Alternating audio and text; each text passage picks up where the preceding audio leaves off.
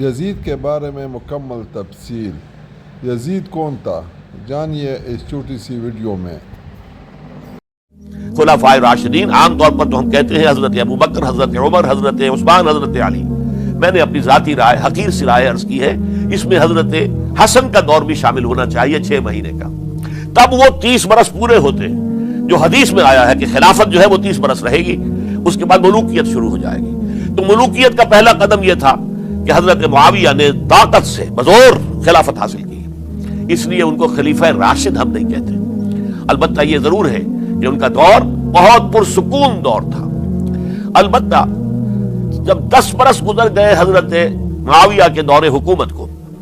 اب میں یہاں لفظ خلافت کی بجائے دور حکومت استعمال کر رہا ہوں، جو کہ خلافت راشدہ سے ذرا اس کا فرق واضح ہو جائے۔ تو اس وقت ایک اور صحابی، جلیل القدر صحابی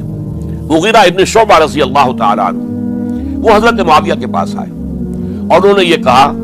کہ دیکھیے، اگر آپ نے اپنے بعد اپنا جانشین نامزد نہ کیا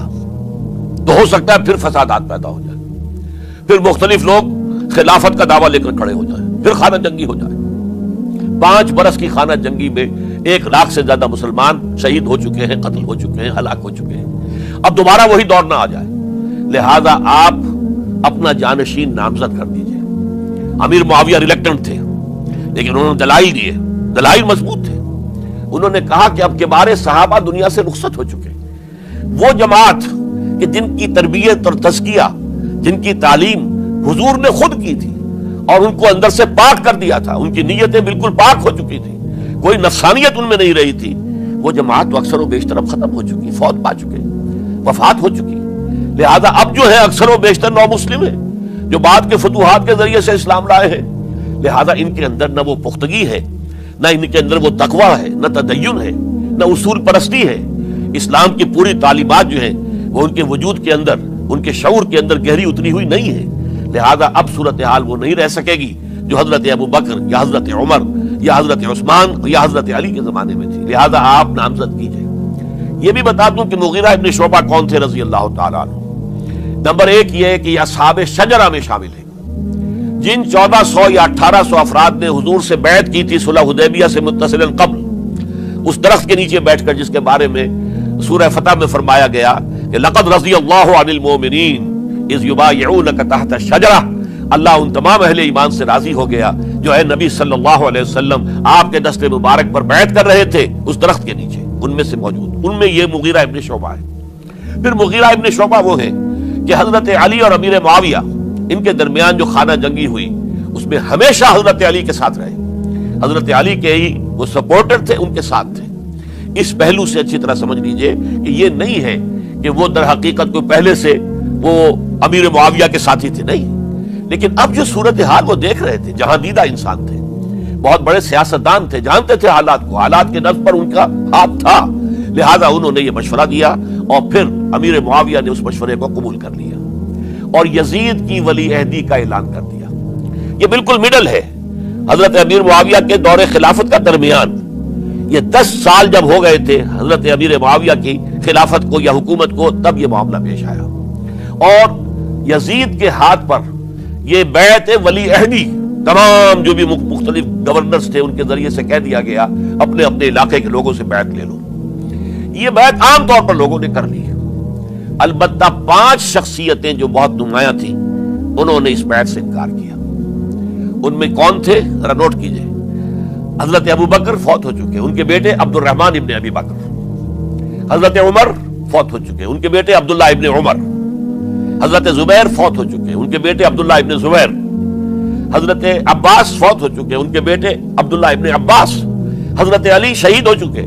ان کے بیٹے حسین ابن علی رضی اللہ تعالی عنہم اجمعین۔ یہ 5 جو امت کے بہت بڑے 5 افراد کے گویا کے وہ چشم و چراغ تھے ان گھرانوں کے، انہوں نے انکار کیا، اور ان میں خاص طور پر عبد الرحمن ابن ابی بکر نے یہ جملہ کہا کہ تم چاہتے ہو کہ قیصر و کسریٰ کی سنت پر عمل کرو کہ باپ کے بعد بیٹا حاکم بن جائے، یعنی ایک قدم تو خلافت کا نظام پہلے ہی نیچے اتر چکا۔ مشاورت سے تو حضرت امیر معاویہ کا بھی جو نسب ہوا ہے وہ مشاورت سے نہیں ہوا۔ ایک درجے میں وہ جو اللہ تعالیٰ کے رسول نے عمارت بنائی تھی شاندار، اس خلافت کا جو سیاسی نظام تھا، اس میں ایک تو کڑی آ چکی زوال کی کہ ایک شخص نے طاقت کے ذریعے سے خلافت حاصل کر لی، اب اس کی اگلی کڑی لانا چاہتے ہو کہ کیسر و کسریٰ کے طریقے سے خاندان کے اندر، ایک قبیلے کے اندر یہ خلافت جو ہے، یہ حکومت جو ہے، نسل بعد نسل، باپ کے بعد بیٹا اور بیٹے کے بعد پوتا، اس کو ہم کبھی گوارا نہیں کریں گے۔ حضرت امیر معاویہ بہت دانشمند انسان تھے، انہوں نے ان پانچوں حضرات پر کوئی تشدد نہیں کیا، کوئی جبر نہیں کیا، بلکہ رہنے دیا، ٹھیک ہے یہ بیعت نہیں کر رہے، ابھی تو بیعت ولی عہدی ہے، کوئی حرج نہیں، لہذا کوئی جھگڑا، کوئی اس وجہ سے کوئی فساد، اس بنا پر کوئی جنگ نہیں ہوئی۔ 10 سال گزر گئے، یعنی 10 سال تک یزید ولی عہد رہا ہے، 10 سال تک، اور اس سوائے ان 5 بڑی شخصیتوں کے جو پوری امت تھی، عوام الناس تھے، ان سب نے اسے قبول کیا۔ یہ صورتحال اب جب پیدا ہوئی جب حضرت امیر معاویہ کا انتقال ہو گیا، یہ سن 60 ہجری ہے،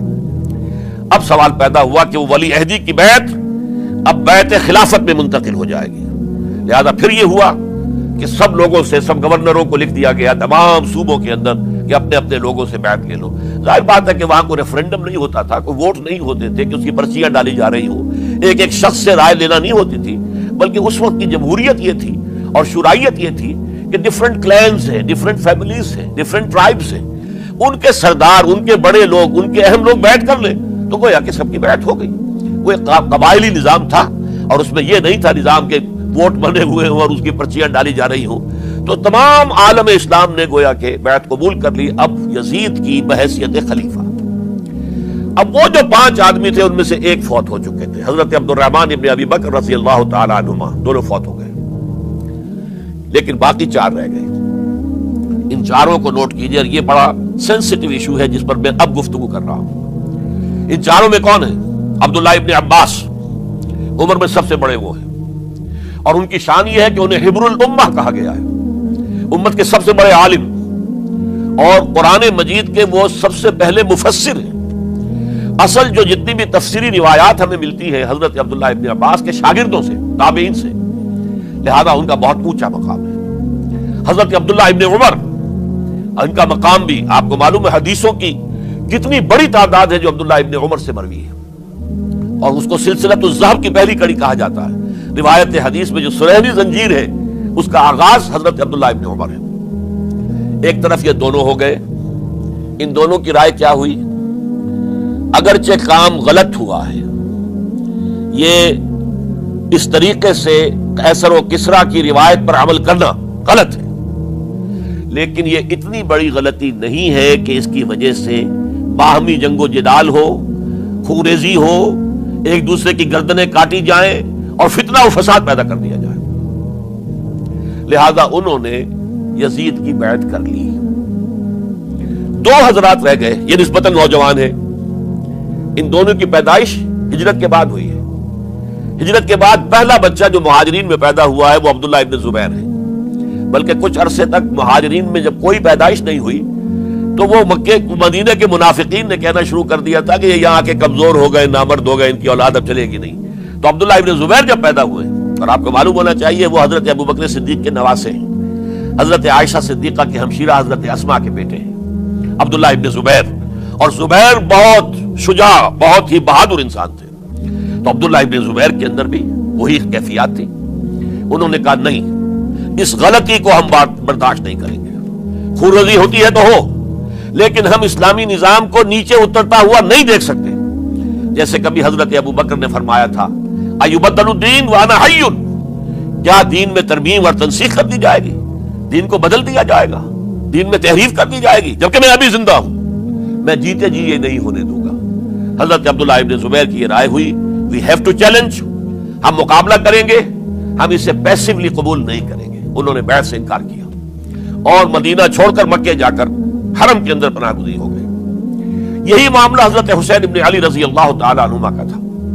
وہ بھی نہایت شجاع، نہایت جری، نہایت بہادر۔